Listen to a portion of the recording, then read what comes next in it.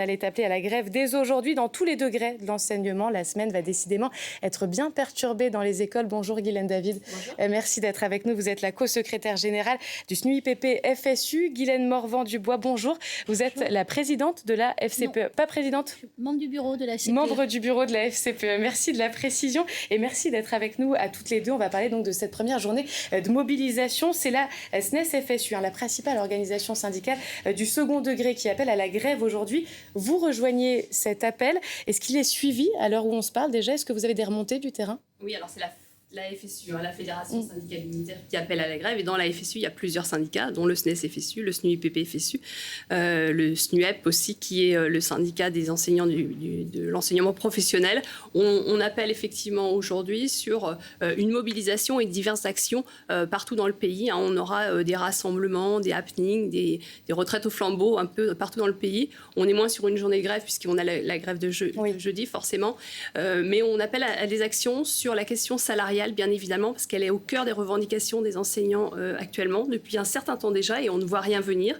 On démarre les négociations à partir de demain avec le ministre, puisque nous aurons une réunion demain soir avec le ministre qui va ouvrir les négociations sur la question des salaires. Donc c'est pour nous, effectivement, l'occasion de montrer que la profession est très en attente sur la question salariale.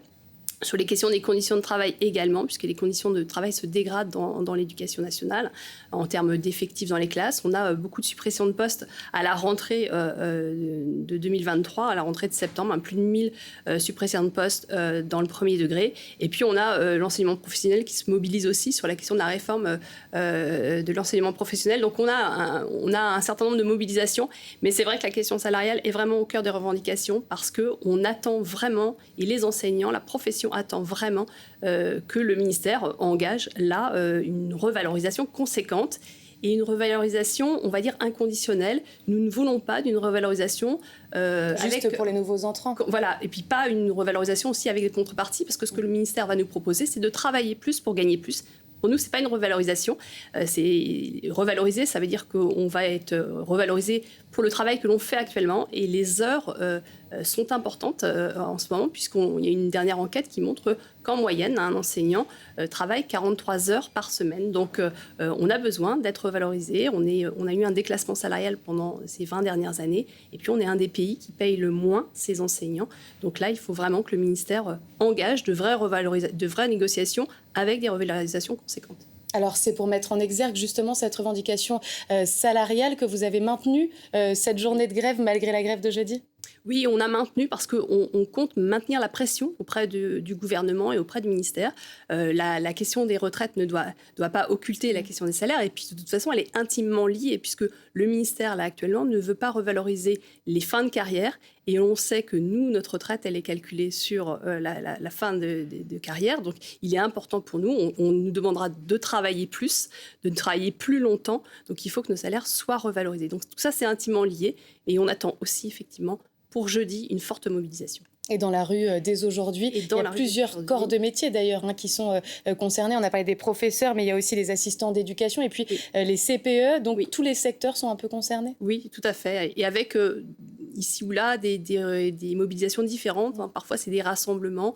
Parfois, c'est des conférences de presse. On a diverses actions, on va dire, sur le terrain. Et du coup, les portes des écoles, pour nombre d'entre elles, vont rester fermées. Aujourd'hui, c'est 2 jours de grève? Non, pas tout à fait. Non, alors sur aujourd'hui, on a certainement moins d'écoles fermées qu'on en aura jeudi. Par contre, on attend effectivement un jeudi très mobilisé, avec là beaucoup d'écoles fermées. Alors, comment on s'organise justement quand on est parent? On va poser la question à Guylaine Morvan-Dubois, donc de la FCPE.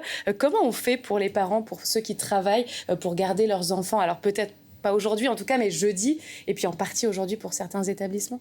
Alors dans beaucoup d'établissements, il y a pu avoir une anticipation, en particulier dans les écoles. Les enseignants dialoguent beaucoup avec les parents qui sont inquiets aujourd'hui parce que dans beaucoup d'écoles, il manque des enseignants. Donc le dialogue aussi s'instaure entre les parents et les enseignants. Les enseignants préviennent les parents qu'il n'y aura pas soit une classe fermée ou qu'il n'y aura pas école directement dans toute l'école. Et effectivement, pour les parents, ça veut dire une logistique, une organisation.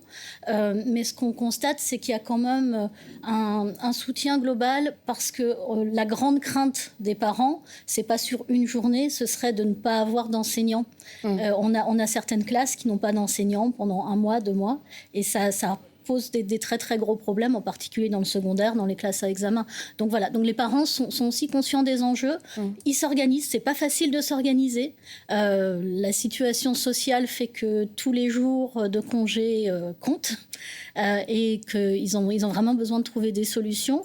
Nous, ce qu'on souhaite, c'est que le dialogue social se réinstaure. C'est de la responsabilité de l'État aussi de faire en sorte que la crise ne continue pas, la crise sociale ne continue pas et porte préjudice à la scolarisation des élèves. Est-ce que vous partagez la colère ou en tout cas le désarroi de certains enseignants justement? Est-ce que vous craignez en tant que parent un système éducatif qui se détériore? Est-ce que vous le constatez déjà? On constate qu'il se détériore. Nous, on appelle de nos voeux à ce qu'il y ait des enseignants qui soient formés. Déjà qu'il y ait des enseignants devant nos enfants, qu'ils soient formés et que le recrutement se fasse dans des conditions décentes, non seulement, comme vous l'avez dit, pour les enseignants, mais aussi pour les surveillants, pour aussi toute la médecine scolaire, par exemple, qui a beaucoup de mal à recruter. Nous, en tant que parents, ce qu'on souhaite, c'est qu'il y ait des adultes formés, compétents devant nos enfants. C'est un appui de taille, celui des parents d'élèves, Guylaine David, forcément qui comprennent. Est-ce que vous vous sentez délaissé quand vous entendez, en tout cas, le sentiment des parents d'élèves? Peut-être que ça donne aussi de la force de se dire que c'est un constat qui est partagé par une partie des Français qu'il subit. Oui, alors on a la chance d'avoir un dialogue avec les parents, c'est vrai. Alors en tant qu'enseignante du premier degré, on voit souvent les parents et on dialogue avec eux. Et c'est vrai qu'on les informe longtemps à l'avance. On les informe des raisons pour lesquelles on fait grève.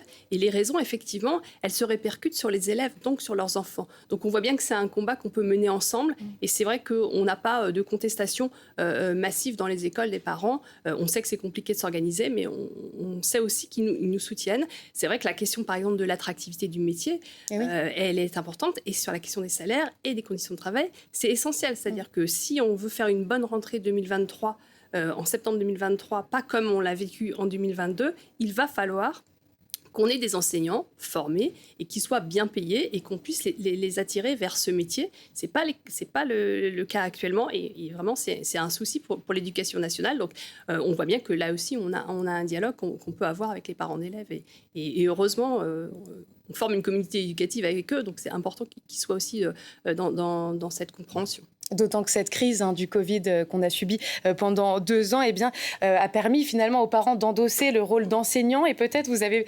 davantage compris justement les difficultés que peuvent avoir les enseignants au quotidien. Alors je pense que beaucoup de parents ont compris qu'on ne peut pas se substituer aux enseignants et ont compris l'importance d'avoir effectivement un adulte, que des cours en ligne ne remplaceraient jamais un enseignant pour les interactions et pour la façon d'apprendre. C'est ce qui nous fait dire aussi que tout ce qui va être crise sociale et problématique de scolarisation des élèves pour ce printemps qui s'annonce quand même houleux, nous inquiète énormément. Nous, ce qu'on souhaite vraiment, c'est que le dialogue à la fois social, que le dialogue parlementaire soit rétabli pour qu'on ait des modalités de dialogue réellement entre le gouvernement et les forces syndicales et que ce ne soient pas les enfants qui pâtissent de la situation. Merci beaucoup Guylaine Morvan-Dubois d'avoir été avec nous. Merci à vous Guylaine David. Alors